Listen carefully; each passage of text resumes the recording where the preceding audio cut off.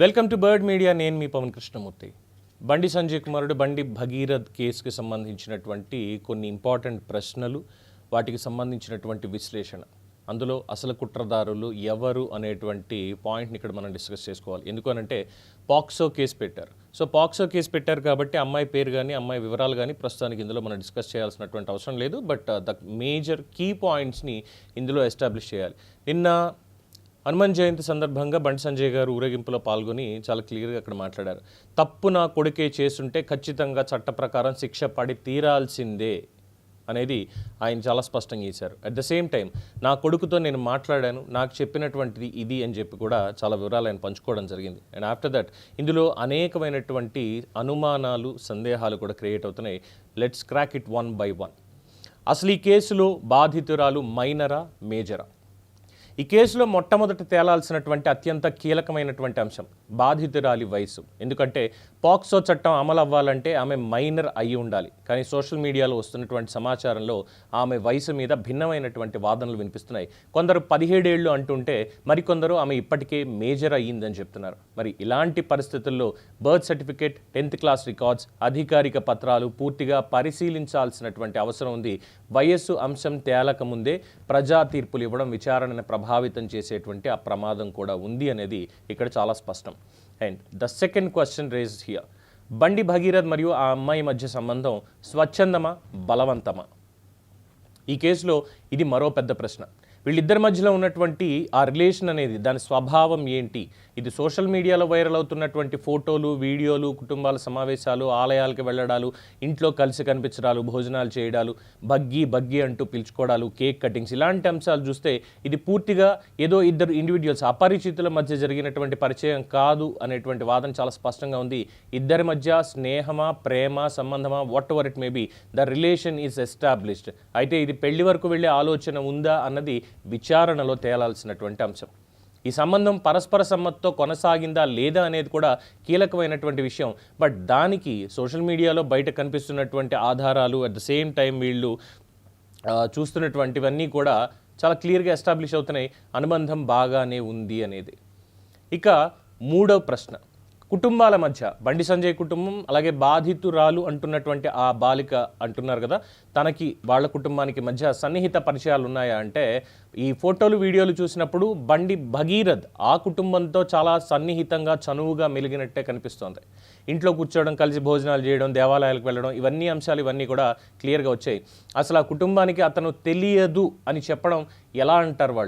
వాళ్ళు ఎలా చెప్తారు? అసలు అబ్బాయి మాకు ఎవరో కూడా తెలియదు అని ఎలా అంటారు అన్నటువంటి ప్రశ్నలు కూడా ఇక్కడ బయటకు వస్తున్నాయి.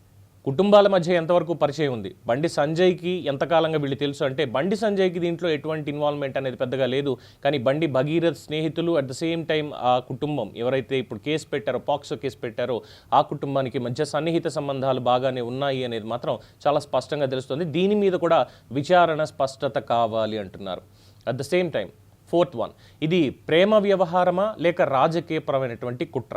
ఈ కేసు వెలుగులోకి వచ్చిన టైమింగ్ ఇది ప్రధానంగా రాజకీయపరమైనటువంటి చర్చకు దారితీసింది. ప్రధాని నరేంద్ర మోడీ సభకి ముందే ఈ ఫిర్యాదు రావడం, వెంటనే పెద్ద ఎత్తున రాజకీయంగా దీనికి సంబంధించినటువంటి వివరాలు ఇవన్నీ కూడా రావడం, అండ్ ఆరోపణలు.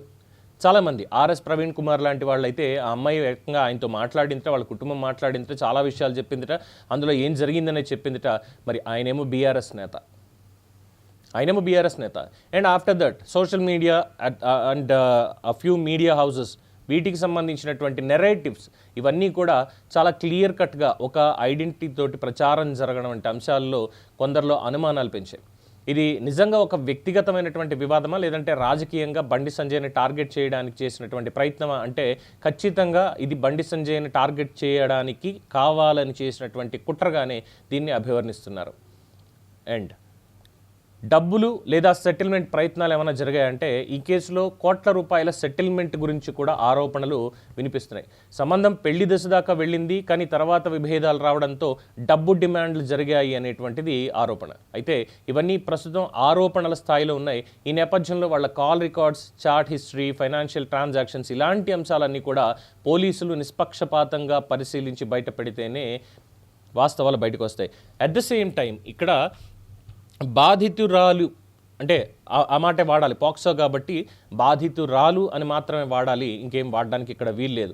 బట్ ఇక్కడ బాధితుడు అని బండి భగీరథను కూడా అనేటువంటి అవకాశం ఉందా అంటే ఎస్, డెఫినెట్గా కాయిన్కి రెండు సైడ్లు చూడాలి అంటున్నారు. సో ఇక్కడ బాధితుడైనటువంటి బండి సంజయ్ గారి కుమారుడు బండి భగీరథ్, బాధితురాలు తన స్నేహితురాలు, వీళ్ళకి సంబంధించి ఆ అమ్మాయి ఫ్యామిలీ నిర్మల్లో ఏం చేసేది, నిర్మల్లో రియల్ ఎస్టేట్లో తన తండ్రి ఏం చేసేవాడు, అక్కడ లాసెస్ వచ్చినటువంటి మాట వాస్తవమా కాదా, ఆఫ్టర్ దట్ అక్కడి నుంచి ఇక్కడికి వచ్చి హై ప్రొఫైల్ పీపుల్ తోటి మింగిల్ అవ్వడానికి తను చేసినటువంటి ప్రయత్నాలు, అందులోనే తనకి గతంలో ఉన్నటువంటి రిలేషన్స్ ఇవన్నీ బయటపడడం, దీంతో బండి భగీరథ్ తనని దూరం పెట్టడం, గొడవలు అవ్వడం, ఇవన్నీ కూడా అయ్యాయా, ఈ విషయాలు కూడా పూర్తి స్థాయిలో బయటికి రావాల్సినటువంటి అవసరం ఉంది. అండ్ ఆఫ్టర్ దట్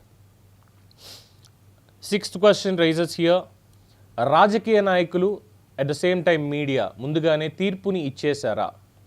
కేసు నమోదైన వెంటనే కొంతమంది రాజకీయ నాయకులు, మహిళా సంఘాలు, సోషల్ మీడియా యాక్టివిస్టులు బహిరంగంగానే స్పందించారు. విచారణ ప్రారంభం అయ్యేలోపే, ఎందుకంటే already DGP CV Anand Revanth Reddy గారు కూడా చెప్పారు, సార్ ప్రధానమంత్రి నరేంద్ర మోడీ గారి పర్యటనకు సంబంధించి మొత్తం సిబ్బంది అంతా కూడా దాంట్లోనే ఉండడంతో దీని మీద విచారణ అనేది ఆ రోజు జరగలేదు, పిటిషన్ వచ్చినటువంటి మాట వాస్తవమే, అట్ ద సేమ్ టైం దీనికి సపరేట్గా ఒక ఫోర్స్ని అసైన్ చేస్తున్నాము అని కూడా చాలా స్పష్టంగా చెప్పారు. రైట్?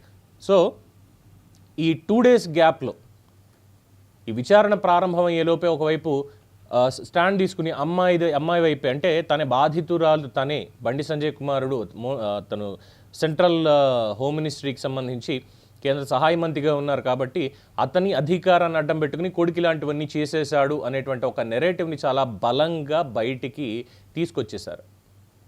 సో ఒకవైపే నిలబడి మాట్లాడారు. సో ఈ కేసులో విచారణ పూర్తి కాకముందే మీడియా ట్రయల్ అనేటువంటి జరిగితే అది న్యాయ ప్రక్రియని ప్రభావితం చేసేటువంటి ప్రమాదం ఉంది అని కూడా న్యాయ నిపుణులు చెప్తున్నారు. సోషల్ మీడియాలో ద కోర్ట్ మూవీ మనకు ఆల్రెడీ చూపించింది ఏం జరిగింది అనేటువంటిది. రైట్?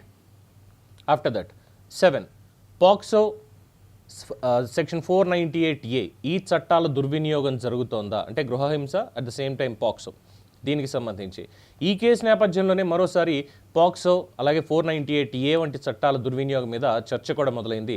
మహిళల రక్షణ కోసం తీసుకొచ్చినటువంటి ఈ చట్టాలని కొందరు వ్యక్తిగత కక్షలు, డబ్బు లేదా ఒత్తిళ్ల కోసం ఉపయోగిస్తున్నారా, బ్లాక్మెయిలింగ్ కోసం ఉపయోగిస్తున్నారా అనేటువంటి ప్రశ్నలు కూడా ఇక్కడ బలంగా వినిపిస్తున్నాయి. అట్ ద సేమ్ టైం నిజమైనటువంటి బాధితులకి ఈ చట్టాలు అత్యంత అవసరమని మరొక వర్గం కూడా దీని మీద డిస్కషన్ జరుగుతోంది.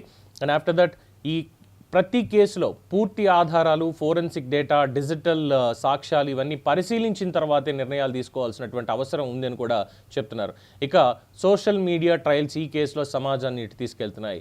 బండి సంజయ్ కొడుకు అధికారాన్ని అడ్డం పెట్టుకొని ఇష్టం వచ్చినట్టు చేశాడు, ఇది ఒకటి మాత్రమే కాదు, ఎన్నో ఉన్నాయి. మల్లారెడ్డి కాలేజ్లో అక్కడ హాస్టల్స్కి వెళ్ళడాలు, అలాగే ఎవరైతే ఆ కాలేజీలో ఉన్నారో అమ్మాయిలు వాళ్ళని నెంబర్లు తీసుకోవడాలు, ఇది చేయడాలు అంటూ చాలా చాలా చాలా నెరేటివ్స్ అన్నీ కూడా బయట సోషల్ మీడియాలో చాలా బలంగా తీసుకొచ్చేశారు. చాలా బలంగా, ఏకంగా ఫోన్ కాల్స్ చేసి బెదిరింపులకు దిగారు. అండ్ దీనికి సంబంధించి లోబర్చుకోవడానికి ప్రయత్నించారు, లంచాలు ఇవ్వడానికి ప్రయత్నించారు, పేమెంట్లు కూడా అయిపోయాయి, మేమేమో నిజాయితీగా నిలబడేవాళ్ళం అంటూ కొంతమంది జర్నలిస్టుల ముసుగులో ఉన్నటువంటి వాళ్ళు చేసేటువంటి ప్రచారంగా జరుగుతోంది. అండ్ ఒక ఇన్సిడెంట్ క్లియర్గా తీసుకుని ఉంటే దాంట్లో వాస్తవాలు ఏంటి, పూర్వాపరాలు ఏంటి అనేది ప్రాపర్గా చూపించాలి. అది లేకుండా మాకు ఫోన్ కాల్స్ వచ్చాయని చెప్పడం, ఇవన్నీ కూడా ఏమనుకోవాలి. అట్ ద సేమ్ టైం ఆ అబ్బాయి ఫోటోలు, కుటుంబ వివరాలు విస్తృతంగా ప్రచారం చేశారు. చట్టం ఇద్దరికి సమానమా అనేటువంటి చర్చ మొదలైంది. సోషల్ మీడియాలో తీర్పులు ఇచ్చేశారు. ట్రోలింగ్, రాజకీయ ప్రచారాలు సమాజంలో మరింత విభజనలకి దారితీస్తున్నాయి అనేటువంటి అంశం కూడా ఇప్పుడు చర్చనీయాంశం అవుతోంది. ఇక 9, ఈ కేసులో పూర్తి నిజాలు బయటికి రావాలంటే ఏం చెయ్యాలి? ఈ కేసులో వాస్తవాలు బయటికి రావాలంటే ఇక్కడ కావాల్సింది భావోద్వేగాలు కాదు, ఆధారాలు మాట్లాడాలి. ఇద్దరి ఫోన్లు తీసుకోండి, చార్ట్స్ రికార్డ్ చేయండి, కాల్ రికార్డ్స్ చెక్ చేయండి, వీడియోలు చూడండి, ఫైనాన్షియల్ ట్రాన్సాక్షన్స్ ఏం జరిగా ఆ కుటుంబాల మధ్య, అట్ ద సేమ్ టైం వాళ్ళ కుటుంబాల మధ్యలో కమ్యూనికేషన్, ఇవన్నీ ఫోరెన్సిక్గా కూడా పరిశీలించాలి, రాజకీయ ఒత్తిళ్ళు అనేవి లేకుండా. అండ్ అఫ్ కోర్స్ ఈ కేసు కూడా రాజకీయ ఒత్తిడితోటి, ఒక ట్రాప్ తోటే వచ్చింది అనేది మాత్రం చాలా స్పష్టం. ఇందులో ఏ నేతలు ఉన్నారు, అటు బీఆర్ఎస్కి సంబంధించిన నేతలు, బీజేపీకి కూడా సంబంధించినటువంటి నేతలు దీని వెనకాల ఉన్నారు, కుట్రదారులు అనేటువంటి దాన్ని చాలామంది ఎస్టాబ్లిష్ చేస్తున్నారు.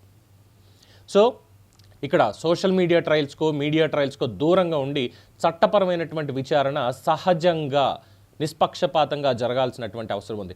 ఒకవేళ నిజంగానే నేరం జరిగి ఉంటే బాధితురాలికి 100కి 1000% న్యాయం జరిగి తీరాల్సిందే, బండి భగీరథ్కి శిక్ష పడి తీరాల్సిందే బండి సంజయ్ గారు అన్నట్టుగా. అట్ ద సేమ్ టైం తప్పుడు ఆరోపణలు ఉంటే అవి కూడా బయటపడాలి. బయటపడి తప్పుడు ఆరోపణలు చేశారు, తప్పుడు కేసులు పెట్టారు అన్నప్పుడు ఇదే సెక్షన్స్కి సంబంధించి కఠినంగా వాళ్ళని కూడా శిక్షించాలి అనేది చాలా బలంగా చెప్తున్నటువంటి అంశం. సో దీంట్లో రాజకీయ పరమైనటువంటి కుట్ర చాలా బలంగా ఉంది అనేది ఎస్టాబ్లిష్ అవుతోంది. అట్ ద సేమ్ టైం ఈ ప్రశ్నలన్నిటికీ కూడా సరైనటువంటి సమాధానాలు విచారణ నిష్పక్షపాతంగా జరిగితే మాత్రమే బయటపడతాయి. అంటూ ఒక నెరేటివ్ అనేది బిల్డ్ చేయకూడదు. ఖచ్చితంగా ఒకళ్ళ వైపు మాత్రమే న్యాయం ఉంది అనేది చాలా తప్పుడు మాట. తప్పు ఎవరు చేసినా శిక్ష పడాలి అనేది ఇక్కడ కోరుకోవాలి తప్ప, తప్పు జరిగిపోయింది, ఇదిగో ఇలా చేసేశారు వీళ్ళు ఇలాంటి వాళ్ళే అనేటువంటి ఒక నెరేటివ్ని మాత్రం ఎస్టాబ్లిష్ చేయకూడదు అనేది ప్రతి ఒక్కళ్ళు చెప్తున్నారు. చూద్దాం అసలు కుట్రదారులు, ఆ నేతలు ఎవరో. ఎందుకంటే ఒక్కొక్కళ్ళు మాట్లాడినటువంటివి ఈ 3-4 రోజుల్లో రీక్యాప్ చేసుకుంటే ఎక్కడి నుంచి ఏ విధంగా జరిగింది అనేది చాలా స్పష్టంగా తెలుస్తుంది. Let's wait and see. For more updates keep watching the Bird media.